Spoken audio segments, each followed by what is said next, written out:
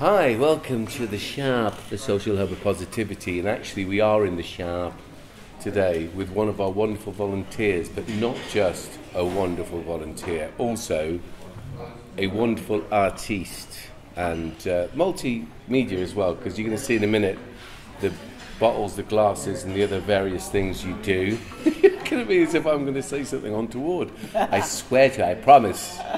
Now, for those of you that come to the S.H.O.P, which is of course in Emery Gate shopping centre in Chippenham, which of course is in Wiltshire, which of course is in England, which of course is on planet Earth. Jennie, how long have you been... What's your full name? Is it Havord? Do you call yourself Havord? Jennie Havord. Havord. But sometimes Phillips. Yes, that's why I'm confused. My late husband was an actor called Conrad Phillips, professionally. Yes, right. And so I've written several books, and it's been easier because they've included Conrad in the book to call myself Jennie Phillips. Yeah. Okay. Yeah. But he was actually christened Conrad Philip Havord. Havord. You know, I've been saying Havard for all these years. Well, it's H-A-V-O-R-D. Yeah, I know, but have you seen I'm an idiot. You know me long enough, right? Now, for other people who might be connected, not just to Can Do, but to Chippenham, but also to the film Bash Street, so it's like father, like daughter, isn't it? Because your fantastic, talented daughter, Kate, is also an artist, an art therapist, and a great actress. She's done a couple of films for Can Do. So anyone who's seen Bash Street, have you seen Bash Street? Yes, of course. Okay, well that's a bit embarrassing there if you hadn't. Great actress, great artist, and also Sarah is also a great artist. She was in Bash Street as well. Yes, oh she my was. God, it's like you've got a family full of artistic people.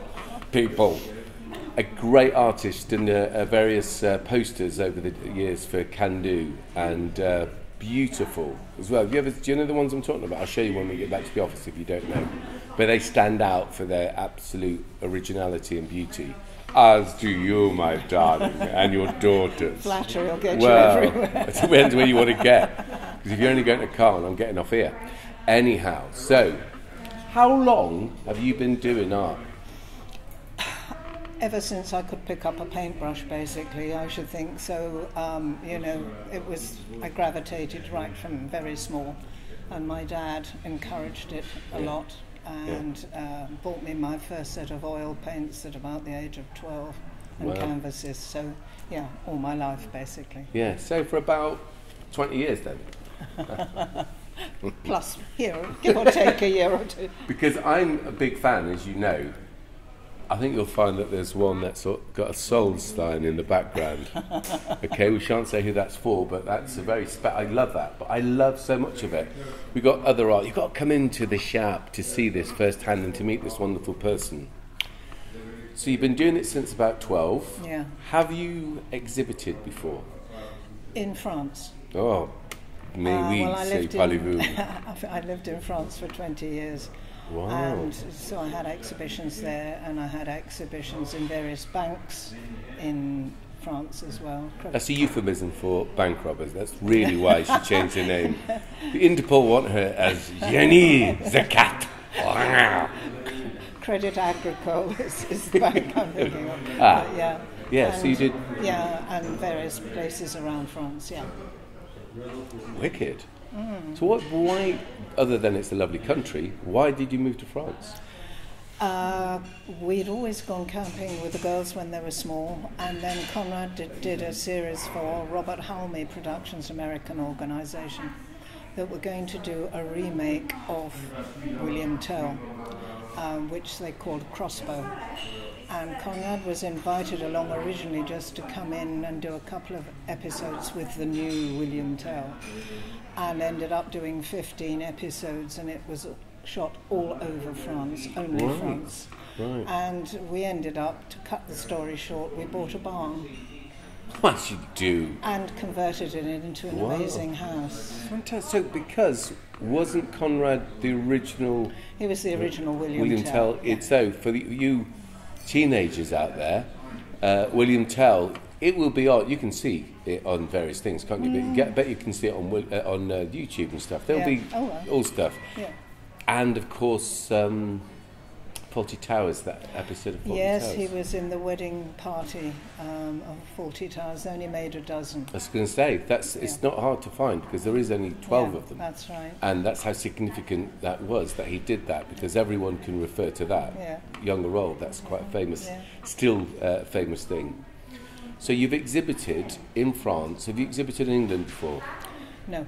Well, I want to say thank you for giving me and us here at this wonderful emporium of love. Well, it is exactly this pleasure. That's great. No, I'm serious. I'm quite chuffed by that. No, I mean, it would be great if you'd been exhibiting all your life and you're a multi-billionaire, kind of, in a way, from your art. But that you've chosen here is actually fantastic. Well, it's a lovely, lovely place to do it. I mean, the environment and everything here is so special. It really is. Made by the people. Yes, exactly. Of which you are a significant inputter of that wonderfulness. Because it is, isn't it? That's the truth of the place. It's a really diverse. I mean, I think some people think it's an art gallery. I don't know where they get that idea from. Do you? But that we have, I was going to say, living artists who are here in the flesh doing their art, who are always happy to. We have lovely Stephen there, of course, who you'll see his art in here, and there's loads of it, and he's been a stalwart of the organisation. We've got our creative writing person over there. So we do creative writing, there's the poetry group. Phil was talking about the singing group. We're going to get a podcast with young Phil to talk about the singing group.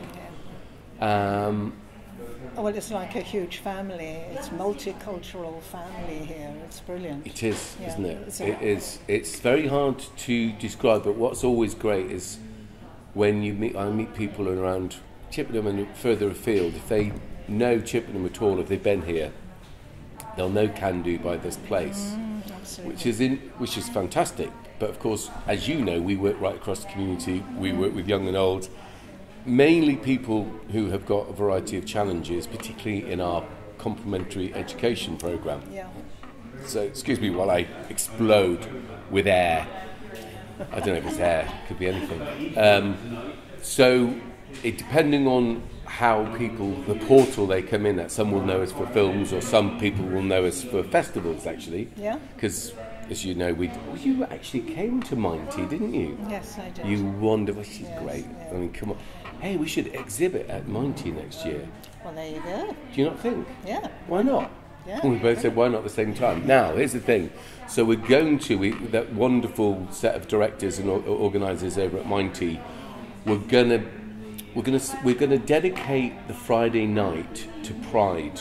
Okay. So it's going to be cabaret and all sorts of wonderful artists, headlined by the fantastic Sam Compton, who, I don't know if you've ever seen, Sheila Takia, isn't it? Who me and my son saw at the Pride in Chip, which was. Did you see anything at the Pride? I wasn't. We did a little bit of filming, but thankfully it's on again next year, and we talked to Sam and a variety of other artists about keeping that, because it's great that it's happening at all in Chippenham. That anything's happening at all in Chippenham is great. Apart from the wonderful folk festival, of course, which is a fantastic institution. That we would dedicate Friday night to Pride, and to open more people's eyes and ears and minds to the concept and how they might get involved in it year in, year out. Because, of course, the underlying issues aren't about having a great time once a year at a Pride festival. They are to highlight the challenges right across the spectrum that people experience. So I kind of thought, wouldn't it be great? And we've got he's so talented, isn't he, Sam, that it's like, okay, would you host that night, be the MC and do your own act? And thankfully the directors were more than delighted at Minty. And I don't know, hopefully you're going to come next year, exhibit some stuff. Yeah. We've got the Sahara Sisters doing the weekend, haven't we? There's some great stuff. Yeah. They're going to combine, there's all sorts of stuff going on. Oh, there's all sorts of stuff going on, love. Stop. Come on, we get art, we'll have an art exhibition. Why not? Why wouldn't we? What else was there? So people know us for a variety of things. Now, and I know you via your talented daughters, and it's a great honour and a pleasure to know them. You've also vicariously introduced me to another really interesting friend of yours, a talented man from South Africa. Well, he's not really is he from South Africa? Well, was he born in England? It became his home for quite a long time. Yes, because I got the book, In the Line of Fire, isn't That's it? right. Which is absolutely fantastic. Now, what's fantastic about it, if it was just a creative piece of imagination, it's a beautiful creative piece of imagination. That it is. Sorry, say his name, Anthony Thomas. Yes, I'm going to say, just people are going, who is this guy? Yeah. Documentary maker. Yes. But his story, if he was a writer, he would have made his living just doing that, because the way he tells that story is beautiful. The fact that it goes through such a fascinating time of history, world history, South African history particularly, and then into his documentary making, which is pretty hair-raising, and he's got 32 Academy Awards for the stuff he's done, Peabody Award and so many others. He's quite good at it, isn't he? Oh, yes. Yes. How did you get to know him? I was working for a film production company in London, and we shared a place, a huge building in Orme Court, with Spike Milligan, No way. Frankie Howard, and Eric Sykes. She's no idea who we're talking about. Literally, Spike Milligan's one of my greatest heroes. Yes. He was the person I always wanted to meet. So do you know him? Yes. Oh, Jennie, my God, you're kidding me. But this production company worked right at the top. We had 83 stairs getting up, no lift. The very first morning I was in there, they had these switchboards that had eyelets and plugs, Yeah. And the very first morning I walked in, Spike had been downstairs and it had obviously driven him mad, and picked them all up and done them in a reef knot. And all the eyelets were flashing. And when the receptionist came in, of course, you can imagine the language that came out. Wow. With this big reef knot of cables. Wow. But no, he had, I'll tell you one story about Spike. He had one picture and about 600 hooks that went up the wall, across the ceiling and down the other wall. And every day he used to take the picture and hang it on a different hook. So, no, it was fun working there. So, yes, Anthony came over from South Africa and got friendly with the company, and he was getting all sorts of subsidies to make documentaries. Yeah. And so that's how we first met. So then, yes, that was it. So you've got a fascinating life. So go back then. So when did you meet Conrad? What age were you then? I got married to Conrad when I was 23. We got married in 10 weeks. We made a commercial with him. They wanted him. I was makeup artist. I was you name it. I was a girl Friday, Saturday, Sunday, Monday, Tuesday. So my boss Ken, you say, Jen, fix it. You can do that, Jen. So anyway, Currys. Conrad always said he'd never make a commercial, but Currys said they wanted to have a commercial. And they wanted specifically Conrad to do it, and they wanted him dressed up as a James Bond figure. Yeah. And so I was also the person that saw other artists, and I got a short list. I had to get a James Bond girl for him, with the long blonde hair and all the rest of it. Kitty. So fine. It was all filmed in a disused warehouse. I rang him up to talk about wardrobe. I assumed the gentleman was already married, and I was unable to go and pay off the camera crew for the last bit of shooting. But then some Dutch clients flew in and said, "We've got to see your boss now." So I took them in a cab to the disused warehouse in Camden Town for the last 5 minutes of shooting the commercial. And to cut the story short, 10 weeks later, Conrad and I were married. That's quite a normal story. Yes. Wow. Yes. So that was the that. heady times. Well, he took me to see The Taming of the Shrew with Elizabeth Taylor and Richard Burton. And in it there's a line... You have any idea who these people are? It doesn't matter, but just when you do research this... There's a line in the film or in the play where Petruchio says to her, Will you, nil you, I will marry you. So I went to see that film 2 weeks after we started going out, and the following day there was a book on my desk in the office, and written inside the fly cover was that. So that was actually after 2 weeks. Wow. So there you go. Wow. And that lasted how long? A very long time. A very long time. And a fabulous family. That is incredible. So tell me this then. Now we're on it. Where were you born? Where did you grow up? I'm an Essex girl. Oh, hello. No comments, please. No, I wasn't going to say. What part of Essex? I was born at Rochford Hospital. It's between Hockley and Rayleigh, and I lived there for the first 9 years of my life. And from there on, then we moved to London and various places, Suffolk and all sorts of places. So I did a bit of geography. Yeah. So what was your main profession then? Was it? Would you say it was in TV or film production?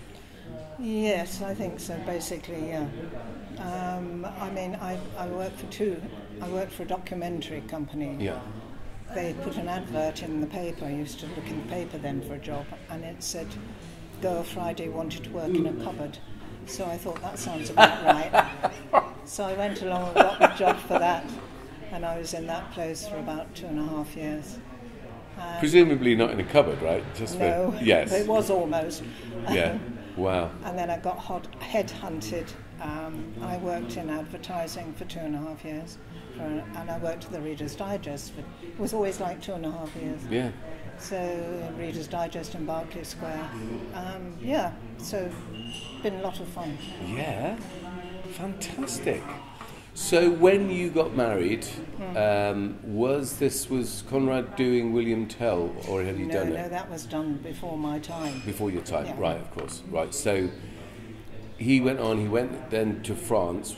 Did you besides raising children, all that sort of good stuff? Were you just doing paint, or were you doing production when you were out there, when you were living in France? No, by that stage he'd given up more or less. After the last Robert Halmy thing, that was sort of, the end of it. No, I mean, he did a lot of stuff. We went to Scotland. We were in Scotland for 6 years doing hill farming. So that's why one of my books, is called S.H.O.P, which is about 6 years farming, which we didn't know anything about. It's on Amazon. So can I just say, Maya, can you get a reference for this? Can you write it down so Maya can try and find it, so we can put a visual up for everyone and a reference of where you can get this? I had no idea you wrote books. Wow, am I glad we're doing this. And I did one on France as well, Barn in Normandy, but that is an e-book. But this one you can actually buy as a paperback. It's called S.H.O.P, and that's Skeoch. And it'll be by Jennie Phillips, and that's Jennie with an IE. Okay, and you can get it on Amazon. Okay. So. Cool. Yeah. That's fantastic. Right, so books, production, farming. What was next? What else? I don't know what comes next. No, but what did you do? Have you done? It's enough for one lifetime. But what? 2 lifetimes, 3 lifetimes. What other things have you done yourself? Oh God, no. My life seems to have been. It was from one thing to another, work-wise. And when Conrad wasn't working, I was. So we had to do that because an actor never knows when he's going to work again. Absolutely. And I worked for the Bulgarian embassy for a while, and used to have to answer the phone. And the first thing they taught me was "Nie znam da govoria bulgarski," which I believe is I can't speak Bulgarian. That's what they told you. Yes, that's what they told me. Any Bulgarians out there, please write in if you've got an alternative version of what that is, because you know what people are like. Translations. So. Wow, this is fascinating. Have you ever thought about writing a book just about your life? I don't know who'd buy that. Really. Well, do you know what, though? I think that, so they say that there's a book in everyone. Yes. And there probably is, and I think some will be more interesting than others. I mean, Anthony's book is, I know he's a very successful person and people would probably be inclined to go towards it, but when you read someone's backstory, but even that, I mean, you're an artist, that how you got to this and I know you said from 12 your dad got you the oils, etc., etc. And you've done a variety of exhibitions and what have you in France. But it looks like you've been doing it all your life. The fact that you've done all these other things is amazing, and you've raised a family. Yes. And it's kind of like, wow. Some people make less use of their time, is my thing. And no criticism on that, but they definitely do, or they stick to one thing, or and no disrespect to anyone that sticks to one thing, fair play to them. But that you've had a totally enriched life. Are you happy with that? Oh, yes. I was going to say, I mean, it's actually something to celebrate, isn't it? Yes. Yeah. I mean, I was saying that as if it was ominous there, but I'm saying it's amazing that you've done so many things. So, besides the art now, and of course you go to a lot of concerts and gigs and what have you, what else do you do? Because part of this reason for doing these podcasts with all manner of good people is for people who might watch it and think, oh, for instance, how long have you been doing the glass and the bottles and stuff? Yes, the bottles. I started on that last year. Yeah. You started on that last year? Yeah. Oh my God, you've got to see, well you will in a minute, you do close-ups of these. So you and Kate do these, do you? Yes, she does those ones there and I do these ones here, so wow. they're totally unalike. Wow. It started off, I started seeing mandala dots and things on bottles, and I thought, well, that's fun, and tried that out. And then I got a bit bored with it sent me a bit dotty, actually, just doing dots. So then I started thinking, oh, I don't know. And then my nephew came over from Denmark, and I'd made one of these Christmas ones, and he fell in love with that and took it back to Denmark. And then I thought, oh well, I'll start doing other things. So yeah, that's good fun. Yes, good sideline fun, and they're good for Christmas. So they all they're light perfect, up. aren't they? They are. Oh yeah, because you put lights in them, don't you? That's they all fantastic. light up. We've got one that's actually got a light in it, or do you have to plug it in, or is it a battery thing? I don't know whether, well, they have, but I don't know whether the battery's working in or Well, but they are beautiful. Yeah, they're beautiful. Right, so the bottles just last year, because that's what I'm saying, that a part of the reason to interview people, if everyone's got a story in them, it's fascinating for me how, when I get talking, you find out more about people, and that the idea would be that people might be sitting there and thinking, oh, I've never thought that, well, I'll give that a go. It seems that you've given a lot of things a go. Yeah. And had great success in it and fun doing it. So again, that's an exemplar for me of like, well, there was no reason why you tried. For instance, you didn't know anything about farming. It's not as if you had a tradition in your family of farming. No. You inherited a farm and it was kind of in your blood. No. I mean, what possessed you to do that, might I ask? We were looking for a weekend cottage originally, but then it ended up going up to Dumfries. And then, of course, once you've got a place, it was 50 acres. So once you've got a place at that size, you can't really have it as a weekend cottage. So it was make your mind up time. So Conrad then used to have to commute down to England if he had work on, which was it was all in the book. So it was full of, because not knowing anything about animals, we ended up with 60 head of cattle. You were kidding? I really just thought you were going to say it was a small holding where you had... No, we got calves in, we had two-week-old calves into fully grown cows, the whole thing, yeah. We didn't do things by halves, we grew our own barley. Oh, I'm going to have to get this book. I'm going to know, seriously. Because that's what I was saying about Anthony's book. Now, I know, because the Death of the Princess, people will know. Yeah. Very famous, wasn't it, as a documentary. Yeah. So when you talked about that, I was like, oh my God, okay, well, I'll be interested in... But actually, his story is just fascinating. It's interesting, I guess, when you know at the end of it, the denouement, if you like, of someone's book is going to eventually get to that really intriguing part. Yeah. But actually how they got there is equally interesting, but you don't really ever get, unless people go to the trouble of putting it down, as in putting it down into a book. Yeah. So I would definitely get that. In fact, Lauren, perhaps oh no, Maya can do it, can't she? Bless her. It's only because, there's young folk and they're Amazons and stuff. Maya, can you order this book? That's what we're going to do. I'm going to read it, and I'm going to reintroduce, if that's possible, to re-interview you. Yes. See how well prepared we were for this one. Well, you say the nicest things. But see, the next time, Yes. I'll be referring to the book, Right. right? Because I just can't believe it. I can, of course, believe it. I trust you implicitly. But the idea that you went for this cottage, you then ended up having a farm, which in my head, when you said it was, the hardest thing was rotivating the land that you were using as a small holding to maybe grow vegetables, sell a bit of excess, No, it's not, is it? I can tell.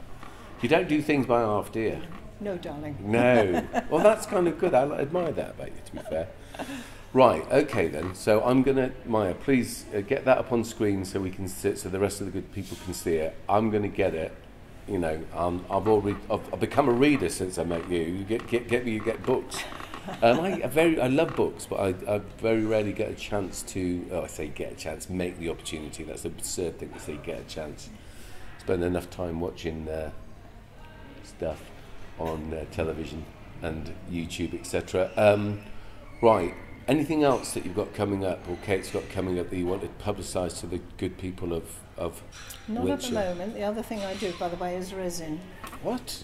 The resin. You are kidding. And I've done my, up in my bathroom of my house, I've done all of my windowsills in resin, and they look like the ocean on the windowsills, so they're quite fun. I had no idea they were yours. Did you not? No, I did not know. They are fantastic.